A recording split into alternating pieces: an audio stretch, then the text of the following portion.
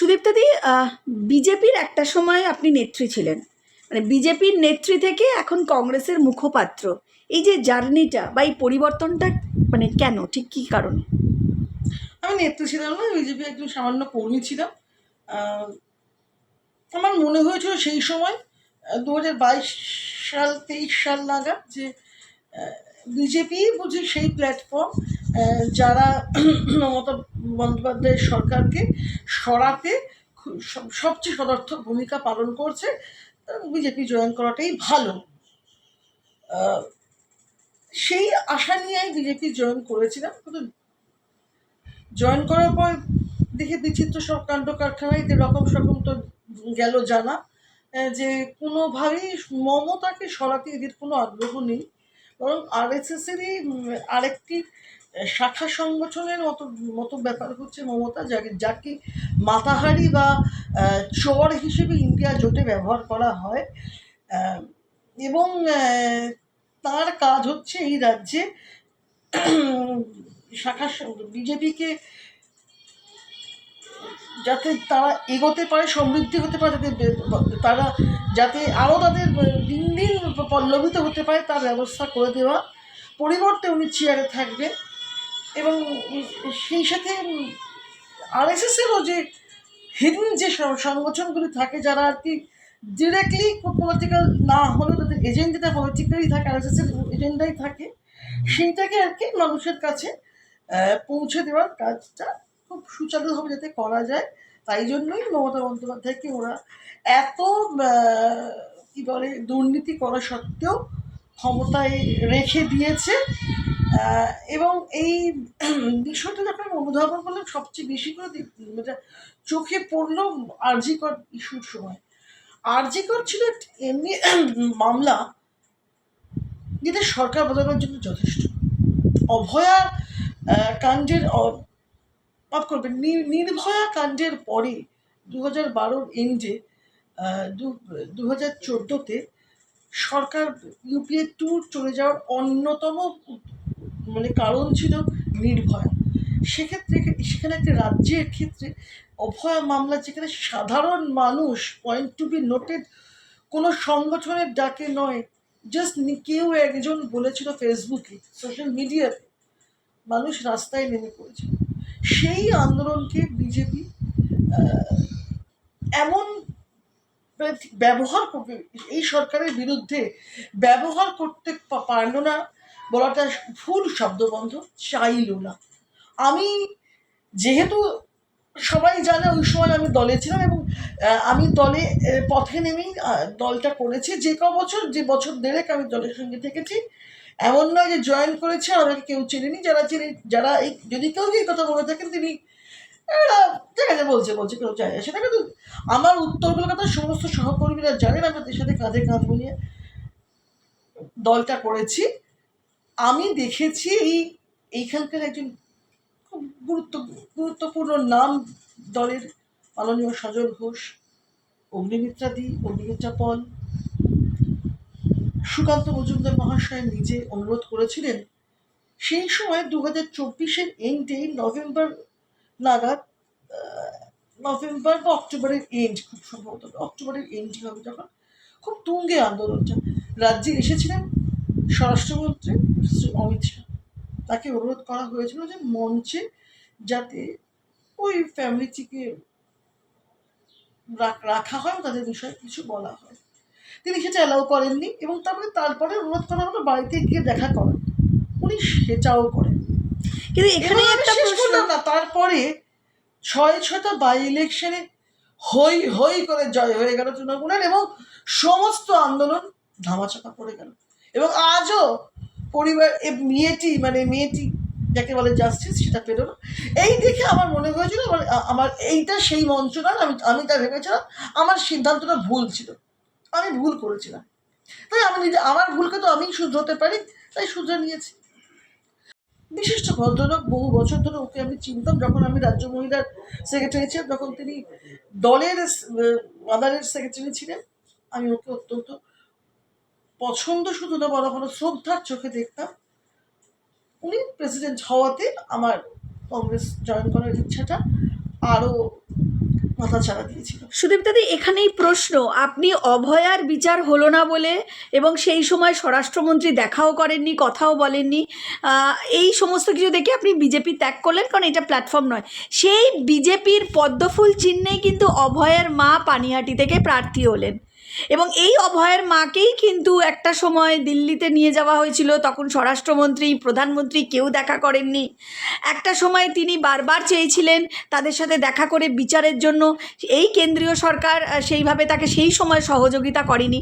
এত কিছু ঘটনার পর যে আন্দোলনটা সাধারণ মানুষের আন্দোলন বলছেন, এবং যে আন্দোলনে বিচার হলো না বলে আপনি তৃণমূল কংগ্রেসের এগেনস্টে বললেন, এবং কেন্দ্র সরকারও সাপোর্ট দিল না বলে আপনি সরে এলেন, সেই কেন্দ্র সরকার বিজেপির পদ্মফুল চিহ্নেই পানিহাটি থেকে প্রার্থী হলেন অভয়ার মা। কি বলবেন তাহলে?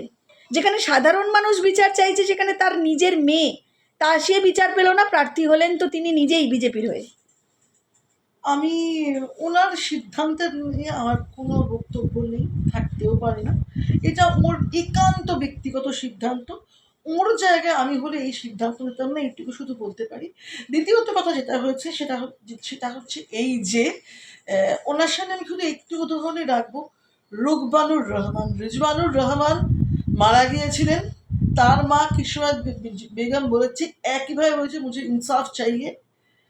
কীভাবে রিজওয়ানুর মারা গিয়েছিলেন এবং তার বিচার কিসমত জাহান এখনো বেঁচে আছেন কিনা আমি জানি না। মমতা বন্দ্যোপাধ্যায়ের পরিবর্তনের অন্যতম নাম ছিল রিজওয়ানুর রহমানের মৃত্যু। পরবর্তীকালে এটাও দেখা গেছে যে কোম্পানিটার মালিক অশোক তদিকেও মমতার সভায় দেখা গেছে, এবং রিজওয়ানুরের দাদা রুকবানুর দুবারের এমএলএ হয়ে, এখন বোধহয় 3বারের এমএলএ। এখনও কিশোর জাহানের ছেলে রিজওয়ানুর জাস্টিস পায়নি, তার পরিবার লাভবান হয়েছে, জাস্টিস কিন্তু পায়নি। ওদিকে আপনি যদি খবর নেন আমার কথাতে, নির্ভয়ার পরিবার কোনোভাবে কোনোদিন রাজনীতিতে সরাসরি আসেনি। তারা কিন্তু বলেছিল পরবর্তীকালে মাননীয় রাহুল গান্ধী তাদের পরিবারকে কোনোদিন সামনে থেকে না এসে আর্থিকভাবে এবং যেভাবে সহায়তা করা সম্ভব, উনি বোধহয় বিভিন্ন চ্যানেলকেও এই বিষয়ে বলেছিলেন। তাই আজকে যে সিদ্ধান্ত ডক্টর মৌমিতা দেবনাথের মা নিয়েছেন, তার চোখের তারায় বা তার সামনে আমি এই কেস লজ দুটো রাখলাম। সিদ্ধান্ত ওর, যে রাজনৈতিক দল ওর সঙ্গে দেখা করেনি, উনি সেই রাজনৈতিক দলের কাছে কিসের আশায় গেলেন সেটা উনি বলতে পারবেন। তবে আমি একটু গল্প বলি, আমি একটু বললে পরে পরবর্তী প্রশ্নটা আরো ধারালো হবে। সাল 2007 নন্দীগ্রামে গুলি চলল। এদিকে তো ইউপিএ 1 সরকার চলছে লেফটের সাথে সাপোর্ট নিয়ে। তখনও কিন্তু কেন্দ্রীয় সরকারের একটি প্রতিনিধি দলকে রমেশ চেন্নিথালার নেতৃত্বে পশ্চিমবঙ্গে পাঠানো হয়েছিল কি হয়েছে নন্দীগ্রামে দেখানোর জন্য। পুরো বিষয়টাতে ইনিশিয়েটিভ নিয়েছিলেন সেদিনের তরুণ তুর্কি নেতা, প্রদেশের সেক্রেটারি শুভঙ্কর সরকার, যিনি আজকের প্রদেশের মাথা, আমাদের সকলের মাননীয় প্রেসিডেন্ট। এইটাই হচ্ছে দুটো দলের মধ্যে পার্থক্য। তখনও সরকার ছিল, সেই সরকারের সাপোর্ট ছিল, তারপরেও তার রাজধর্ম পালন করেছিল। বিজেপি এই রাজধর্মটা পালন করতে পারল না। কোন কম্পালশন থেকে আমার জানার আগ্রহ রইল। মমতা দেবনাথের মা যেন এই প্রশ্নের উত্তরটা কোনোদিন দেন। এখানেই একটা বিষয় আমি তুলে ধরবো। অভয়ের মা তিনি বলছেন ক্ষমতায় না থাকলে নাকি বিচার পাওয়া যায় না। উনি প্রার্থী হয়েছেন এই কারণে, উনি জিতবেন, ক্ষমতায় আসবেন এবং তারপরে তার মেয়ের বিচার দেবেন। মানে এই যে বিষয়টা আমি এর উত্তর দিয়ে দিয়েছি, আমি রিজওয়ানুরের উদাহরণ দিয়ে দিয়েছি। রুকবানুর রহমান 2বার হয়েছেন, তিনি দলীয় পদেও আছেন, তিনি এমএলএ। কিশোর জাহানের ছোট ছেলে রিজওয়ানুর এখনো পায়নি তার কাঙ্ক্ষিত ইনসাফ। তাই এই যে কথাটা উনি বলছেন, এটা আমি জানি না ওকে কে বুঝিয়েছে বা উনি কি কোন বিশ্বাস থেকে উনি কথাটা বলছেন। আমার ওর প্রতি সহানুভূতি রইল। সুদীপ্তাদি, কংগ্রেস এবারে একত্রিত হয়ে মানে একা একা লড়ছে, তিনি কোনো অ্যালায়েন্সে যায়নি কংগ্রেস। সেই জায়গায় দাঁড়িয়ে পশ্চিমবাংলায় কতটা খাতা খুলতে পারবে কি মনে হয়? লড়াইটা নিঃসন্দেহে কঠিন। 20 বছর পরে আমরা একা লড়ছি, এইটা আমাদের প্রচণ্ড আনন্দ যে প্রতিটি ব্লকে, প্রতিটি পাড়াতে একটা হলেও আমরা দেখতে পাবো হাতের পতাকা মানে উড়ছে। আমরা এইটুকুই দেখতে চেয়েছিলাম, আমাদের এইটুকুই আকাঙ্ক্ষা ছিল, সেই আকাঙ্ক্ষা পূরণ হয়েছে। বাকি লড়াই আমি কখনো বলবো না খুব সহজ ব্যাপার, শূন্য থেকে ফিরে আসে। তবে আবার এটাও তো ঠিক, শূন্যের নিচে তো কিছু নেই, যে শূন্য হয়ে গেছে তাকে এবার ফিরতে হবে, দেখা যাক কি হয়। আমরা আরেকটি যে দলকে আমরা সঙ্গে রেখেছিলাম, বিষয়টা দেখা গেল তারাও তো শূন্য, শূন্যর সঙ্গে শূন্য যোগ করলে শূন্য হয়, শূন্যর সঙ্গে শূন্য বিয়োগ করলে শূন্য, গুণ করলেও শূন্য, ভাগ করলেও শূন্য। তাহলে সমস্যাটা কী? তাহলে আমরা কেন বন্ধুকে আমরা ছাড়লাম? শূন্য হয়ে গেলে কি বন্ধুর হাত ছাড়তে হয়? বিষয়টা হচ্ছে যে যারা আমাদের সঙ্গে জোট করছেন কিন্তু অলিখিতভাবে ভাষায় অলিখিত একটা শব্দবন্ধ বাতাসে ভাসিয়ে দিচ্ছেন, আগে বাম পরে রাম, এবং তাদের ভোটগুলি আমাদের ভোট বাক্সে আসছে না, তাহলে সেই জোট সঙ্গে রেখে লাভ কি? কারণ তারা সঙ্গে থাকলে আমার মিছিল বড় হচ্ছে, নাচ গান করেন তারা, ভালো নাচ গান দেখা যাচ্ছে, ভালো এন্টারটেনমেন্ট হচ্ছে, কিন্তু এন্টারটেনমেন্ট ভোট কোথায়? তাই আমাদের আর ব্যাপারটা যে ওদের 34 বছরের ব্যাগেজটাও আমাদের বইতে হচ্ছে। আমাদের যারা ন্যাচারাল ভোটার তারা আমাদের থেকে মুখ ঘুরিয়ে যারা সেই রাজনৈতিক দলের কাছে চলে যাচ্ছে, যারা ছদ্ম কংগ্রেস,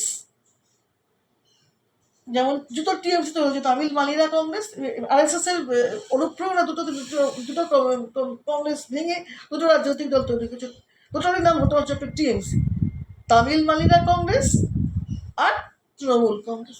তামিল মালিরা কংগ্রেস কালের নিয়মে মুছে গেছে, তৃণমূল কংগ্রেস মার্কেটে আছে, বিকজ কংগ্রেস 2011-তে সাপোর্ট দিয়েছিল।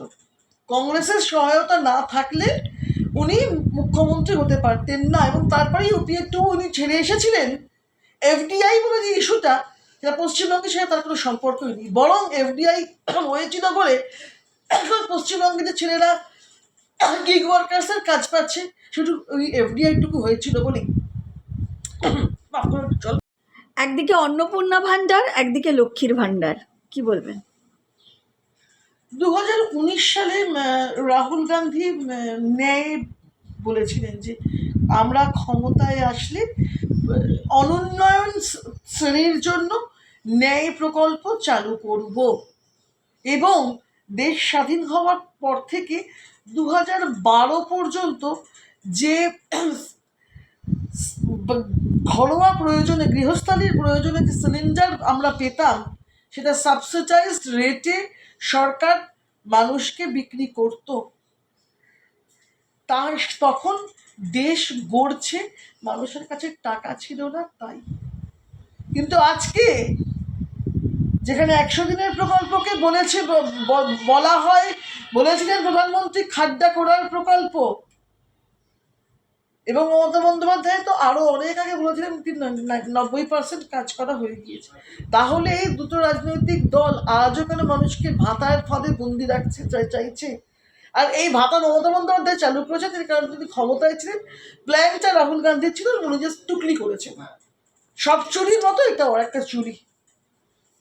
একদম শেষ প্রশ্ন, কি বলবেন এই নির্বাচনে পরিবর্তনের আবার ঝড় উঠছে, বলছে পরিবর্তন হবে, বলছে পরিবর্তন চাই, তাই বিজেপি তাই, এই যে পরিবর্তনের ঝড় উঠছে, আপনি কি বিশ্বাস করেন এবারে পরিবর্তন হবে বাংলায়?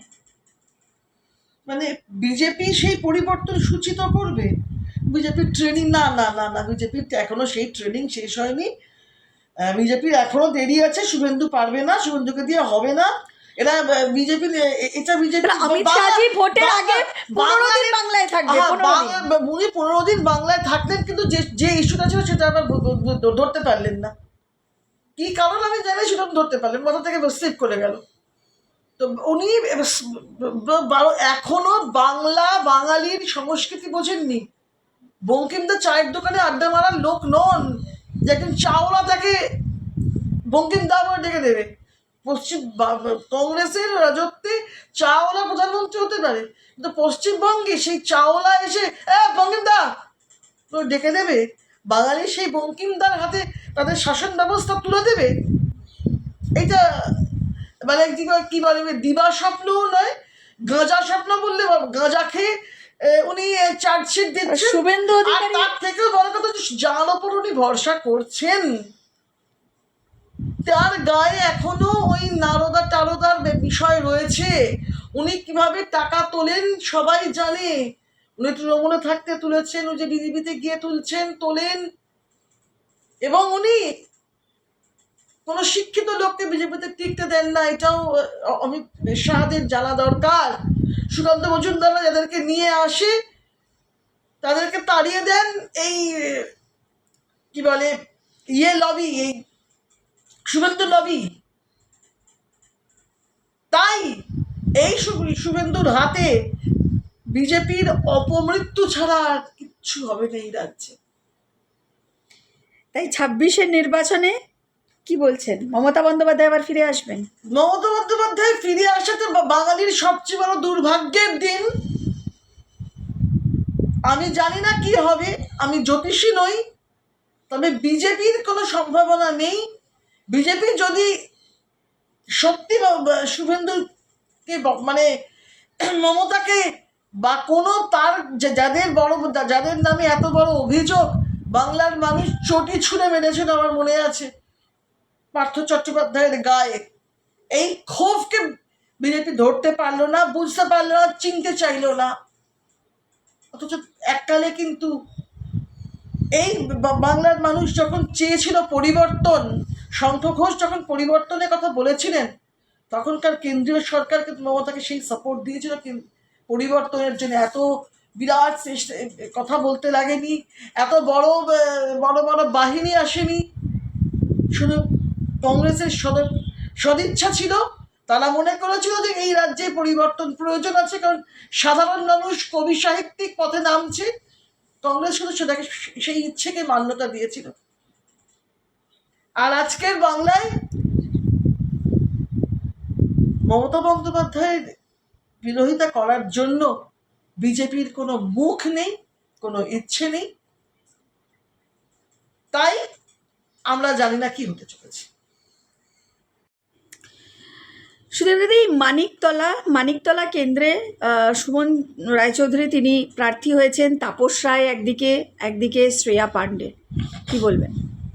শ্রেয়া পাণ্ডে তিনি এসেছেন তার বাবার বিপুল খ্যাতিকে সঙ্গী করে। তাপস রায় তার বিরাট তার দল, শ্রেয়া পাণ্ডের দল ক্ষমতায়, 9-6 কোটি টাকা তার দল তার কাছে আছে। তাপস রায় লড়ছেন তার বাঁচার লড়াই। তিনি তৃণমূল ত্যাগ করে বিজেপিতে যেতে বাধ্য হয়েছেন, কারণ জানি না। বিজেপিতে গিয়ে তাকে মুহুর্মুহ অগ্নি পরীক্ষা দিতে হচ্ছে, বারংবার দাঁড়াতে হচ্ছে ওকে।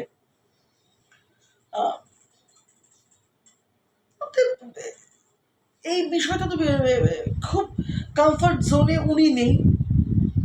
যদিও অনেক দুর্নীতির কালি রয়েছে তৃণমূলের গায়ে, কিন্তু অর্থ এবং পেশি শক্তি যেহেতু ওদের কাছে আছে, লড়াইটা ওদের জন্য অনেক সহজ। সুমন রায়চৌধুরী তথা কংগ্রেসের জন্য ভীষণ কঠিন লড়াই। কঠিনকে ভালোবাসিলাম, এই মানসিকতা নিয়েই তো কংগ্রেস পথে নেমেছে। 294টা কেন্দ্রে প্রার্থী দিয়েছে, নতুন মুখ উঠে আছে, নতুন যুব সমাজ যারা কংগ্রেসে এখনো যে বাকি বকেয়া মানুষ কংগ্রেস করেন, কংগ্রেসকে ভালোবাসেন, এই 294টার জন্যও জানবেন 2500-এর মতো অ্যাপিল করেছেন প্রার্থী হওয়ার জন্য। সুমন রায়চৌধুরী সেইকে বেছে নিয়েছেন মাননীয় শুভঙ্কর সরকার। খুব কঠিন সময়ে কঠিন লড়াইতে তাকে নামতে হয়েছে। তিনি নিশ্চয়ই মাননীয় শুভঙ্কর সরকারের মুখ রাখবেন। তাকে যে দল বিশ্বাস করে একটা প্রায় দুর্গার মতো পাঠিয়েছে ওষুধ নিধন করতে, তিনি তার যথাযথ ভূমিকা পালন করবেন একজন কংগ্রেস কর্মী হিসেবে, আমি এটাই আশা রাখবো। মুখ্যমন্ত্রী এই 15 বছরে কি কি উন্নয়ন করেছেন তার পাঁচালি তিনি পড়ছেন। একাধিকে স্বাস্থ্য, শিক্ষা, একাধিক তিনি ভাতা, একাধিক তিনি প্রকল্প চালু করেছেন, এবং যেটা মানুষের উন্নয়নে। কি বলবেন? দেখুন, উনি উন্নয়নের পাঁচালি পড়ছেন, আবার এদিকে বিষয়টা হচ্ছে যে চুরির ক্যাচালিগুলোকেই তো উনি ঢাকতে পারছেন না। আবার এটা একটা অনেক বড় সমস্যা। আসলে তৃণমূল লড়াই করছে বিজেপির সঙ্গে। অনেকে বলবে তৃণমূল বিজেপির এগেইনস্টে, আমি একটু শব্দকে পাল্টে বলবো এগেইনস্টে। যেমন যেমন কোকিল আসে কাকের নেস্টে এগ ছেড়ে যায়, ঠিক সেরকম লড়াই হচ্ছে এই রাজ্যে। কেউ কারোর এগেইনস্টে লড়ছে না। মমতা বন্দ্যোপাধ্যায়ের উন্নয়নের পাঁচালি এক মুহূর্তে এক কোপে বন্ধ করে দিতে পারতো যদি কেন্দ্রীয় সরকার চাইতো। কেন্দ্রীয় ভাবতে পারছো, কেন্দ্রীয় সরকার একটা কোনো সংস্থা কোনো এক প্রতীক জেনের বাড়িতে গিয়ে তদন্ত করছে, সেখানে মমতা বন্দ্যোপাধ্যায় ঢুকে গিয়ে তার কাঙ্ক্ষিত পেপার বার করে আনছেন। এর চেয়ে বেশি নগ্ন আর কি হতে পারে? এর চেয়ে বেশি নগ্ন আর কি হতে পারে? এবং তারপরেও কোনো বড় সিদ্ধান্ত নেওয়া গেল না। বাংলার মানুষকে যদি এর বোকা বলে মনে করা হয় যে মমতা বিরাট লড়ছেন, মমতা বিরাট উন্নয়ন করছেন, যে উন্নয়ন করে সেখানে ভাতা লাগে না। উন্নয়নশীল রাজ্যের মানুষ নিজের পেটের ভাত নিজেই জোগাড় করতে পারে। ভাতা তখনই দিতে হয় যখন যথেষ্ট উন্নয়ন হয় না, মানুষের পেটে ভাত নেই, মানুষ চলতে পারছে না, তখন তাকে যে ফেল করা ছাত্রকে গ্রেস মার্ক অল্প সময়ের জন্য তাকে গ্রেস মার্ক দিয়ে পাশ করাতে হয়। যে ফার্স্ট আসছে তাকে গ্রেস মার্ক দিতে লাগে না। তাই মমতা বন্দ্যোপাধ্যায়ের উন্নয়নের পাঁচালি মধ্যে কতটা উন্নয়ন আছে, কতটা মিথ্যা আছে, সেটা শিক্ষিত বাঙালি বুঝতে পারছে। যারা বুঝতে পারছেন না, যারা এখনো বিশ্বাস করছেন অন্ধভাবে, তারা যেদিন মুখ ফেরাবেন মমতা বন্দ্যোপাধ্যায়ের সাধের ওই মিথ্যার যে নগরী তিনি গড়েছেন, তার ওই টালির চালা এবং টাইলসের যে চালা, দুটোই একসঙ্গে ভেঙে পড়বে।